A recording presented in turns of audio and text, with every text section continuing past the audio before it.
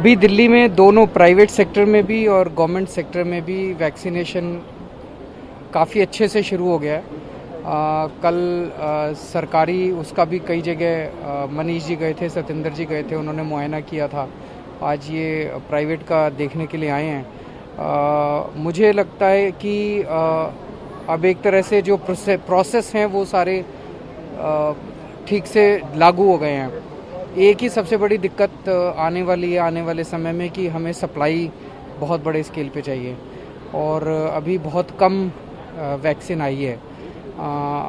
अब जो हमारे प्रोसीजर्स इस्टेब्लिश हो गए हैं तो हम चाहें तो इसको स्केल अप 24 घंटे में कर सकते हैं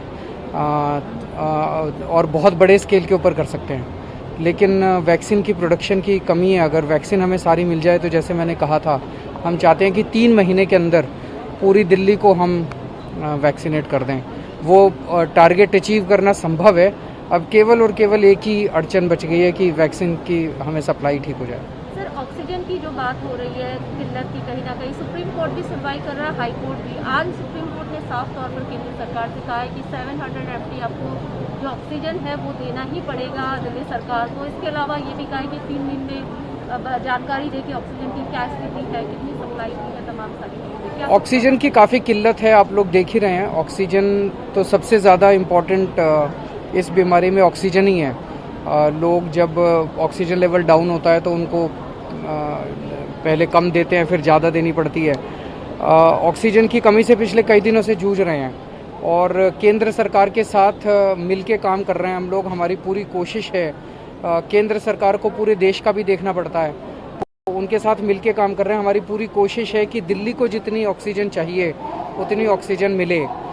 हमें सुप्रीम कोर्ट का, हाई कोर्ट का भी काफ़ी सहयोग मिला है, तो मैं सोचता हूँ कि आने वाले समय में इसकी दिक्कत दूर होनी चाहिए। सभी लोग लगे हुए हैं। कुछ जो छोटे हॉस्पिटल है, बड़े हॉस्पिटलों को तो थोड़ा फिर भी मैनेज हो जा रहा है, लेकिन कुछ छोटे हॉस्पिटल है, ये देखा जाता है कि अंतिम टाइम पे उनके पास सिर्फ आधे घंटे का ऑक्सीजन बच रहा है। काफ़ी सारी ऐसी समस्याएं आ रही है, बहुत ही ज़्यादा। तो उसमें भी जैसे मैं समझ सकता हूँ, जैसे कल आज जो ऑक्सीजन का बुलेटिन जारी हुआ उसमें 43 जगह से SOS कॉल्स आए थे। तो वो बैठ के पूरा एक वॉर रूम बना हुआ, वो कोशिश करते हैं कि कहीं भी ऑक्सीजन की वजह से डेथ नहीं होनी चाहिए। तो 1-2 इस तरह के इंसिडेंट्स हुए जहाँ पे दिक्कत हुई थी, पर हमारी पूरी कोशिश है कि समय पे ऑक्सीजन पहुँच जाए, लोगों को दिक्कत नहीं होनी चाहिए। केसेस तो केसेस में अभी कुछ लगाम नहीं लग पाया, तो ऐसे क्या लॉकडाउन की सीमा और बढ़ाई जाएगी? जब तक ज़रूरत पड़ेगी। अभी तो जनता ही डिमांड कर रही है कि लॉकडाउन लगना चाहिए। जनता खुद देख रही है कि कितनी बड़ी मुसीबत है ये। सर, नॉर्मल बेड तो कहीं ना कहीं मिल जा रहा है, लेकिन ICU बेड की इतनी ज़्यादा किल्लत है। लोग, जो आम जनता है, वो बहुत ज़्यादा एक्चुअली बीमारी का ये भी तो आप देखिए ना कि कितनी बड़ी महामारी है। तो जो भी हेल्थ इंफ्रास्ट्रक्चर है, वो सारा हेल्थ इंफ्रास्ट्रक्चर जो है वो कम पड़ता जा रहा है। कुछ विशेष व्यवस्था सर बेड को लेके आने वाले समय में हम काफ़ी बड़े स्तर के ऊपर हम बढ़ाना चाहते हैं। कई सारे ऑक्सीजन सिलेंडर्स हम लाने की कोशिश कर रहे हैं, कॉन्सेंट्रेटर्स लाने की कोशिश कर रहे हैं और अगले कुछ दिनों के अंदर हम ऑक्सीजन बेड्स बहुत ज़्यादा बढ़ा देंगे।